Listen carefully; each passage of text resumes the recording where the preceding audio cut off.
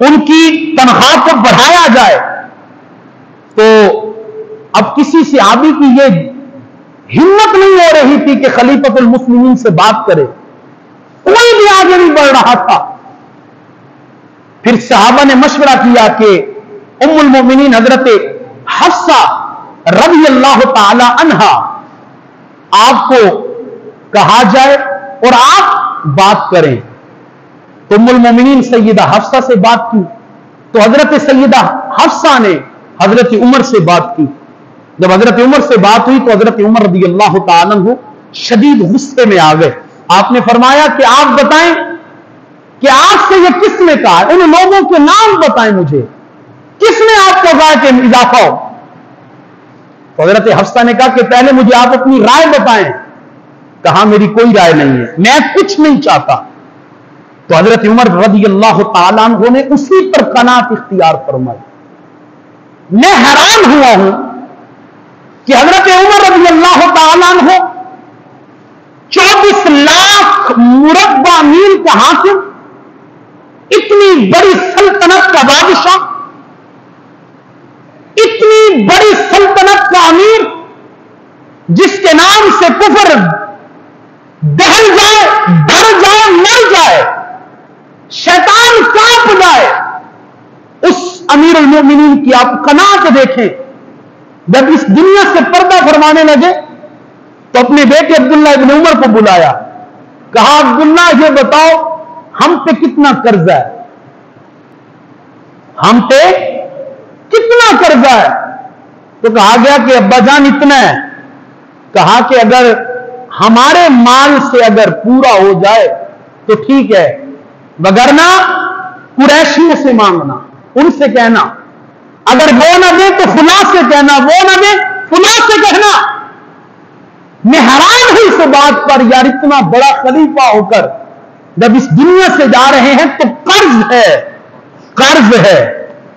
और ये मिसाल है आज के हुक्मरानों के लिए कि जो कहते हैं कि हम इस मुल्क को रियासत मदीना बनाएंगे, हम इस मुल्क को इस्लामी मुल्क बनाएंगे, मदीने जैसा निजाम देंगे। जरा वो डूब मरे और सोचें कि जब ये मरेंगे क्या इनके कंधों पे इतना कर्जा होगा, क्या इनकी ये कैफियत होगी। बल्कि जब ये मरेंगे, मैं तो कहता हूं इनकी नस्लें माल खाती रहे फिर भी खत्म ना हो। इतना लूटा है इस मुल्क को इन बदबख्तों ने, और फिर कहते हैं कि हम इस मुल्क को रियासत मदीना बनाएंगे। रियासत मदीना का जो हाकिम होता है उसके लिबास पे 14 पैबंद लगे होते हैं, 14। रियासत मदीना का जो हाकिम होता है वो जमीन पे सोता है। किसमें? एक अजमी शख्स आया हजरत उमर रज़ी अल्लाह ताला अन्हु के दौरे खिलाफत में, यह आपकी करामात में से भी है। उसने आकर पता किया कि मुसलमानों के अमीर कौन है।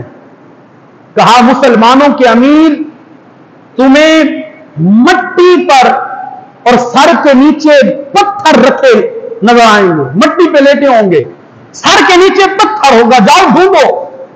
देखा तो हजरत उमर रज़ी अल्लाह ताला अन्हु मट्टी पे सो रहे, फर्श पे, कोई कपड़ा नहीं, कोई चादर नहीं, सर के नीचे पत्थर है। और हजरत उमर रज़ी अल्लाह ताला अन्हु सुकून की नींद सो रहे। अब उस आदमी ने कहा, उसने कहा कि जिस बंदे की वजह से पूरा आलम में कुफ्र तड़प रहा है वो मजे से मट्टी पे सो रहा है। उसने इरादा किया कि कत्ल कर दिया जाए, कोई है नहीं, देखने वाला कोई नहीं, अकेले है, कत्ल कर दो। उसने कत्ल करने का इरादा किया कि अचानक गैब से 2 शेर रूनुमा हुए कि जिसने उस अजमी शख्स को भागने पे मजबूर कर दिया। तो मेरे भाई, खलीफा मुस्लिमीन और रियासत मदीना का हाकिम नर्म नाजुक और एयर कंडीशन रूम में नहीं, बल्कि वो जमीन में, जमीन पे, फर्श पे, बगैर चटाई के और सर के नीचे पत्थर रख के सोता है। और हजरत उमर रज़ी अल्लाह ताला अन्हु के कसीदे में के पढ़ूं, मेरी क्या औकात है حضرت جبرائیل حضور کی بارگاہ میں آئے. آقا صلی اللہ علیہ وسلم نے فرمایا ہے جبرائیل میرے عمر کی شان، میرے عمر کی فضیلت جو آسمانوں میں ہے وہ شان تو سنا دو. جو شان میرے عمر کی آسمانوں میں ہے وہ شان بیان کرو. پتا چلا عمر کے قصیدے پڑھنا جبرائیل کی سنت ہے اور محبت میں بیٹھ کے سننا مصطفیٰ کی سنت ہے، اور ہم الحمدللہ اسی سنت کو ادا کر رہے ہیں. کہیے نا سبحان اللہ. دوسرے وہ بات کرتے ہیں ان کا مطلب سبحان اللہ سمجھ آ رہا ہے، شور برپا ہو جاتا ہے، اور آپ عمر بن خطاب کے نام سے بولتے نہیں. عمر بن خطاب کی شانیں بیان کرنا کوئی کرے نہ کرے جبرائیل کی سنت ہے، اور عمر کی شان محبت سے سننا میرے مصطفیٰ کی سنت ہے. یہ عمر ہے، کہاں میرے عمر کے قصیدے بیان کرو. اب قصیدہ کا بیان کیا کرتے جبرائیل نے؟ عرض کی یا رسول اللہ صلی اللہ علیہ وسلم اگر رب مجھے عمر نہیں دے دے، یعنی 950 سال، یا رسول اللہ 950 سال بھی میں عمر کے قصیدے پڑھتا رہوں، عمر کی شان ختم نہیں ہونے والی. اتنی بڑی شان 950 سال، وہ شان جو آسمانوں میں ہے وہ شان پڑھوں، 950 سال تک پڑھتا رہوں، عمر کی شان ختم نہیں ہوگی. آقا صلی اللہ علیہ وسلم حضرت عمر کے چہرے کو دیکھ کر مسکرا رہے تھے. حضور نے تبسم فرما رہے تھے. حضور نے پوچھا عمر پتہ ہے میں کیوں مسکرا رہا ہوں؟ واللہ اعلم ورسولہ، یا رسول اللہ اللہ اور اس کا رسول جانتا ہے، آپ کیوں مسکرا رہے مجھے نہیں پتا. حضور علیہ الصلوۃ والسلام نے ارشاد فرمایا عمر میں اس لیے مسکرا رہا ہوں، میں اس لیے تبسم کر رہا ہوں کہ عرفہ کے دن اللہ تبارک و تعالی عمومی طور پر جتنے بھی حاضی ہوتے ہیں اللہ سب کو مبارک دیتا ہے. اللہ سب کو مبارک دیتا ہے عمومی طور پر. لیکن عمر میں مسکرا اس لیے رہا ہوں اس دن اللہ خاص طور پر جسے مبارک دیتا ہے وہ آپ ہیں، وہ عمر ہے کہ خاص طور پہ اللہ آپ کو مبارک دیتا ہے. اور آقا صلی اللہ علیہ وسلم نے ارشاد فرمایا ہر امت میں محدث ہوتا ہے، ہر امت میں محدث ہوتا ہے، اور میری امت میں میرا محدث عمر ہے. صحابہ کرام نے عرض کی یا رسول اللہ محدث کیسے ہوتا ہے؟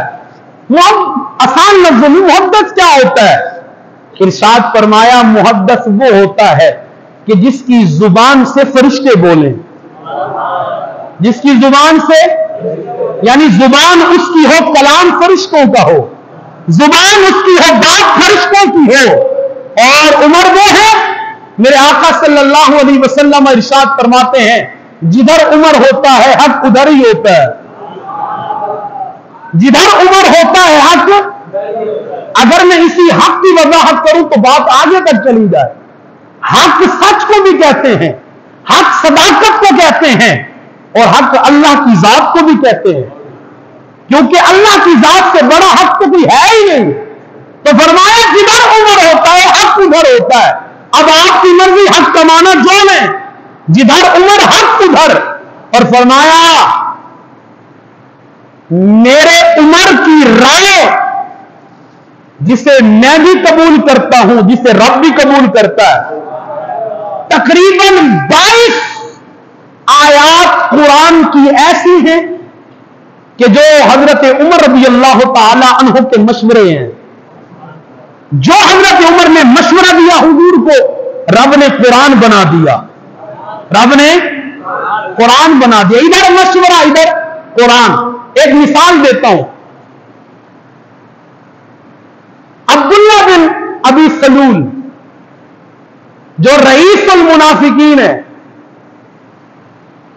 جب یہ مرا اس کا بیٹا حضور کا صحابی، انہوں نے آ کر حضور علیہ الصلوۃ والسلام سے عرض کی یا رسول اللہ آپ میرے والد کے لیے جو ہے نا اپنی قمیص دیجئے. حضور نے قمیص دے دی. اب پھر گزارش کی، یا رسول اللہ میں چاہتا ہوں کہ میرے والد کا جنازہ آپ پڑھائیں. اب آقا صلی اللہ علیہ وسلم کیونکہ تھا تو حضور کا امتی، لقد جاءکم رسول من انفسکم عزیز علیہ ما عنتم حریص علیکم حریص علیکم. اس وجہ سے حضور اٹھے کہ جنازہ پڑھاؤں. حضرت عمر بن خطاب رضی اللہ تعالیٰ عنہ کھڑے ہوئے، حضور کی قمیص کو پکڑ لیا. یا رسول اللہ کدھر جا رہے ہیں؟ کہا جنازہ پڑھانے جا رہا ہوں. یا رسول اللہ، اللہ نے آپ کو تو منع کیا ہے کہ آپ ان کے لیے بخشش کی دعا نہ کریں. ان تستغفر لهم او لا تستغفر لهم ان تستغفر لهم 70 مرہ لن يغفر اللہ لهم. آپ ان کے لیے بخشش کی دعا کریں نہ کریں، چاہے آپ 70 مرتبہ بھی ان کے لیے بخشش کی دعا کریں، اللہ ان منافقوں کو نہیں بخشے گا. یا رسول اللہ، آپ کو تو منع فرمایا گیا ہے. حضور نے فرمایا، رب نے کہا نا 70 مرتبہ، میں 70 سے بھی زیادہ مرتبہ اس کے لیے مغفرت کی دعا کروں گا. لیکن حضرت عمر کا یہ جو جملہ نکلا تھا کہ رب نے آپ کو منع کر دیا، اس کے بعد قرآن کی آیت اتری، لا تصلی علیہم، اے میرے محبوب نہ آپ ان کا جنازہ پڑھائیں گے نہ آپ ان کی قبروں پہ کھڑے ہوں گے. اس طرح کی کئی مثالیں ہیں، اس طرح کی کئی. ایک شخص ہے کافر بدبخت، کہتا ہے میں جبرائیل سے نفرت کرتا ہوں. حضرت عمر بن خطاب سے کہتا ہے میں جبرائیل سے نفرت کرتا ہوں. حضرت عمر نے کہا من کان عدوا للہ وملائکتہ ورسلہ وجبریل ومیکائیل فإن اللہ عدو للکافرین. آپ نے یہ جملے پڑھے، ہو بہو اللہ نے وہی جو حضرت عمر کے جملے ہیں اللہ نے قرآن کی آیت بنا دیا. وہ اللہ کا دشمن ہے. من کان عدوا للہ وملائکتہ ورسلہ وجبریل ومیکائیل فإن اللہ عدو للکافرین. یہ اللہ کا دشمن ہے. اور فرمایا اللہ کا جب فإن اللہ عدو للکافرین، یہ اللہ کے دشمن ہے تو اللہ بھی بدبختوں کا دشمن ہے. تو حضرت عمر رضی اللہ تعالیٰ عنہ کی رائے کو اللہ تبارک و تعالیٰ نے قرآن بنایا. سامعین محترم، دنیا جتنی بدبختیاں کرے، کمینے جتنے عمر بن خطاب کی شان کو کم کرنا چاہیں، کم کر سکتے؟ کم کر سکتے؟ کیا عمر کی یہ شان کم ہے کہ میرے مصطفیٰ کے سسر ہیں؟ میرے عمر کی یہ شان کم ہے کہ میرے نبی کے سسر ہیں؟ اور یاد رکھیں حضرت علی المرتضیٰ آپ کہا کرتے تھے کہ میں عمر کی نیکیوں میں سے ایک نیکی ہوں. میں حضرت عمر کی نیکیوں میں سے ایک نیکی ہوں. اس عمر کی کیا شان ہوگی جس کی ایک نیکی علی المرتضیٰ ہے. تو حضرت عمر کی شان کو کوئی کم کر سکتا نہیں ہے. اللہ تبارک و تعالی ہمیں تمام صحابہ سے محبت عطا فرمائے. وما توفیقی الا باللہ.